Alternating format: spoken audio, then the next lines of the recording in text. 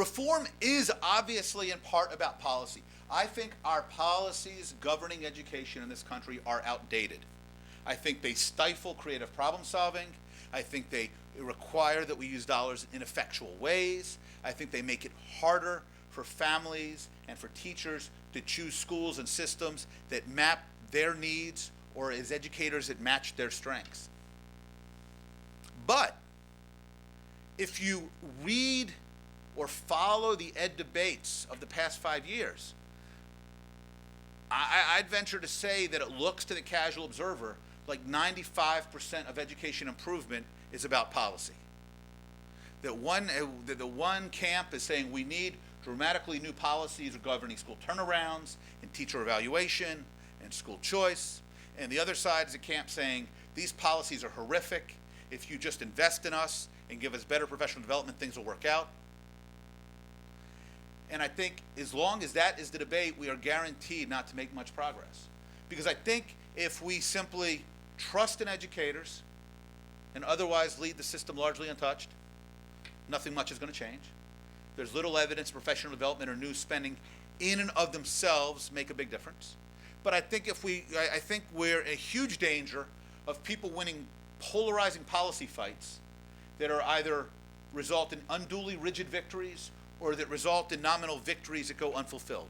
So here's 4 things that I think are vital if we're going to actually talk about making sure we take advantage of the policy changes or leading more effectively in demonstrating the lack of necessity of some of these policy changes. One, this is the first and last time I think I'll ever say this, lawyers have a healthy and constructive role to play. And my wife Jolene's a lawyer, and I hardly ever say this to her either. But what I'm suggesting, and what I talk at length about in cage busting, is lots of the frustrations that you encounter when you talk to terrific school leaders or district staff or superintendents or state chiefs and their teams is frustration about how the rules get in the way. Yet it was Dan Weisberg, who worked on the inside of New York City for several years, who said, you know what? In my experience, 3 out of 4 times when I've been told we couldn't do something, in the New York City Department of Ed, we could. But it was a question of finding the way. And we don't have attorneys who help people do that. This is what attorneys can do. They can help you figure out what exactly is prohibited. For instance, Mike Casserly at the Council of Great City Schools will tell you, look, under federal law, if something's not explicitly prohibited, it's allowed. Yet, any number of times you will talk to a federal grants coordinator at a district or state, and they'll tell you you're not allowed to do X. And you'll ask, oh, can you show me where it's prohibited? And they'll go, well, you know, it is, trust me. And if you really push them, if that superintendent leans on them, they'll go, well, you know, maybe not explicitly prohibited, but we've been told it's not allowed. Federal Constitution doesn't work that way. Federal government cannot kind of prohibit stuff. It's just not the way the world works. Now, one thing is you're like, well, wait a minute. So who's doing this? You got general counsel in districts who are generally understand their job as keeping districts from getting sued. Honestly, being a general counsel for a district is not an incredibly fun or lucrative line of work. It doesn't lead to a lot of stuff. So in many cases, what districts need is, in addition to their general counsel, they need help from lawyers on the outside. Fortunately, the average attorney in the U.S. does about 45 pro bono hours a year. We know that there are about 700 people a year who come out of top 20 law schools who go to work in public defenders' offices and similarly low-paid work, making an average of about $45,000 a year. We know that every survey of people coming out of Ed Pioneers or Teach for America tells us that huge numbers of people who enter law are hugely interested in educational issues, but districts are doing little or nothing to tap this pool of free labor. Fortunately, there's an outfit that's being incubated out in Denver Way, a national organization called Lawyers for Ed Reform, which is hopefully going to start tackling some of these issues of linking up some of these people who want to provide this kind of assistance and support with the districts and the states that need their help.